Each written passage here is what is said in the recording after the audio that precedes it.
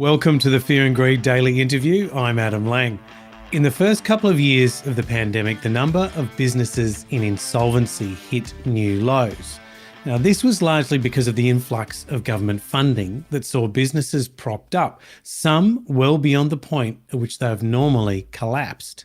But with insolvency levels now rising, could we be seeing a correction? KordaMentha and the Turnaround Management Association of Australia have released their annual turnaround survey looking at the business environment in Australia and the outlook ahead. Over the last couple of years, we've spoken to James Wagg, Executive Director at KordaMentha, each time the report is released, and I'm delighted to say James is back with us. James, welcome back to Fear and Greed. Thanks very much, Adam. So, how accurate were the predictions from last year? Looking back last year, the prediction was that there would be a downturn, but there'd be a lot more uncertainty in 2022, and that certainly has occurred. When we look back, we pointed at the end of government stimulus and border closures as really reasons that external administration appointments and corporate distress would start to trend upwards from historically low levels. And that has been the case. And what we see now is the economy facing enormous pressures with inflation at 7%, a cash rate that's increased 275 basis points in 6 months, and house prices that have fallen 10% in some states. But we're still seeing, countering that, we're still seeing a very resilient, strong economy. Consumers are still cashed up and working through the COVID buffers that they have accumulated over the prior 2 years. And businesses are doing really well. They're continuing to see strong demand and deliver good results. So, James, in that context, are we now seeing businesses that should have shut down a couple of years ago actually now reaching that point? We're certainly starting to see that come through in the external administration data provided by ASIC. So what we saw is it's been well reported that corporate insolvencies and external administrations were about 50% down, or have been 50% down for the last 2 years on 2019 levels. Now that trend started to unwind in April, and it's continued since then. However, we are still well below the 2019 levels of external administrations. So there's still some way to go to get back to a more normalised result. And James, government support was withdrawn some time ago. What role is the ATO having in the number of insolvencies at the moment? The ATO is playing an enormous role in the current uptick, and there's a couple of reasons behind that. The first one is that the ATO effectively stopped pursuing business debts over COVID, and that provided a shadow form of stimulus to businesses to get through that difficult period. And that transpired into the ATO's business book debt doubling from June 2020 to June 2021 to peak at some $55 billion. Now, the biggest change between April this year and prior years has been the ATO starting to enforce on those debts, and we're seeing the ATO issue directors' penalty notices at rates that haven't been seen since the GFC. And that is what is driving the current, or the main driver, I should say, of the current rise in insolvencies, which has been primarily seen in the small to medium business enterprise space. And that's playing out right now. So alongside that, are you still seeing some leniency being provided by banks? Absolutely, we are. It's fair to say that the big banks especially are continuing to work with customers on solutions outside of a formal insolvency process rather than go down an enforcement path. That was absolutely a finding that received general consensus from the respondents in the survey that that trend would continue into the near future. Stay with me. We'll be back in a minute.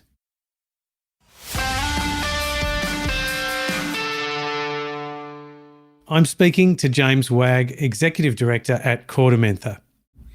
So let's look at some of the individual insolvency pressures on business. And by that, I mean input costs, for example. They've risen sharply in some instances. How much is input costs weighing on companies that you're seeing? Rising input costs is one of many factors that are placing pressure on companies To date, companies have been able to deal with rising input costs by passing that cost on to consumers. Now, the longevity of that tactic is unknown, and that's something that will play out over the next 12 months. How much can consumers actually take in a rising interest rate and high inflation economy? I think the biggest pressures on businesses are well known, well reported, and were confirmed via the survey. So they were input costs, inflation, supply chain, but also workforce attraction and retention. I think, though, that for the first time, there was the emergence of cybersecurity as a risk to businesses and a pressure on businesses. And some 15% of respondents actually noted it as not just an emerging, but a significant issue and pressure to businesses. And the interesting point in that is that the survey was conducted before Optus and Medibank hit the press. Right. So just some quick stats. In 2022, the average cost of a cyber breach had grown to some $4.2 million, but that's set to increase markedly in the coming years with tighter legislation and the growing likelihood of class actions that we're starting to see play out with those two examples. That's a staggering increase. Let's just go back onto those workforce challenges at the moment, retaining staff, finding new workers. We know it's a low unemployment environment. Cost of employing people is going up. Are you seeing any areas where that pressure is most acute and perhaps where it's not? The really interesting thing with this market is that the workforce pressures are being felt everywhere. There's no isolated pockets where it's bad and where it's good. It's being felt in all industries. You'll see in the press recently, there's been a lot of publicity around aged care and workforces and huge increases for aged care workers. But that's, one isolated example. It's being seen absolutely everywhere. So in terms of supply chain, we've learned to live with supply chain issues. Some of them are breaking through, some of them are not. These have been around for a few years now. So you're finding that businesses are starting to adapt and learning to live with those supply chain pressures? Absolutely. And over the last 2 years, business resilience plans have been tested and refined over and over. And businesses are remarkably resilient and adept to dealing with these supply chain issues. So we're seeing, whilst they still exist in the economy and businesses are by no means out of the woods, we're seeing it being reported as lower and lower of a business risk as companies are able to adapt well to changes. Oh, that's encouraging. So in terms of sectors, where do you expect the pressure to be most felt in the next 12 months? Which sectors do you think are going to be facing the biggest challenges and perhaps some that are starting to break through and get some tailwinds? So another really interesting symptom of the current environment is it's really widespread where the distress is being seen. So again, there has been a lot of focus on real estate and construction, and there's been some high-profile failures in that industry over recent times. And we dare say that there will continue to be distress in that industry going forward. You can certainly see that businesses that have traded on multiples of revenue rather than EBITDA or profit, those businesses that aren't cash flow positive have really felt the brunt of the reset in the markets over the last few months and will continue to over the next year.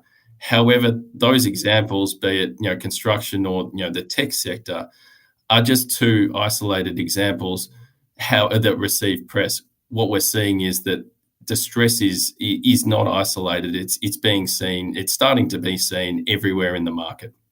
In terms of looking ahead and the benefits of the report and how you can apply them to what's ahead of us and the predictions for this coming year, I noticed the report considers the potential for more distressed mergers and acquisition activity as well as an alternative to formal restructuring.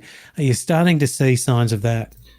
Absolutely. And it's probably the area where respondents most agreed was that the most common response to distress by lenders and owners will be to explore options outside of formal insolvency.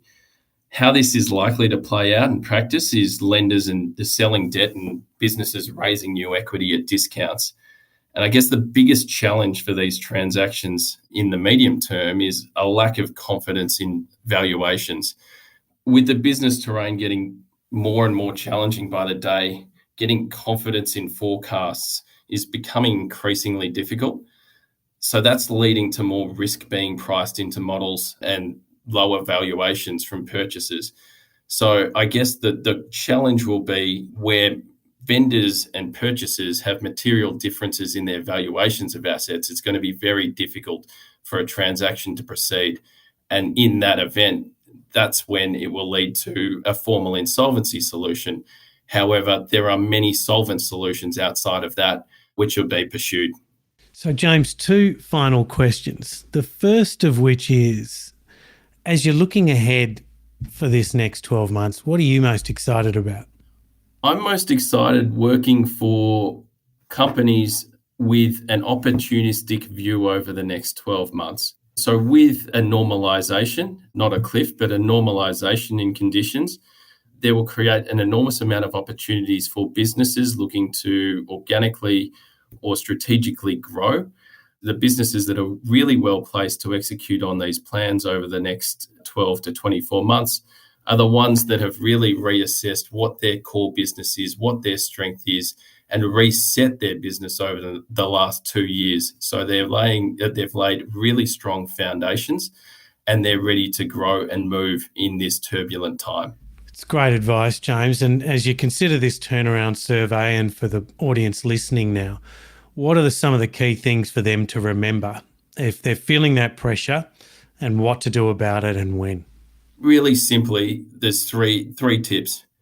Cash is king in this industry, so make sure you do whatever you can to maximize it. Secondly, is seek help from those around you. A problem shared is a problem halved, and this is a really serious, challenging time on all people dealing with businesses. And thirdly, act early. So by acting early, you'll give yourself the most optionality to work out a solution outside of a formal insolvency. James, that's great advice. Thank you very much for talking to Fear and Greed this morning.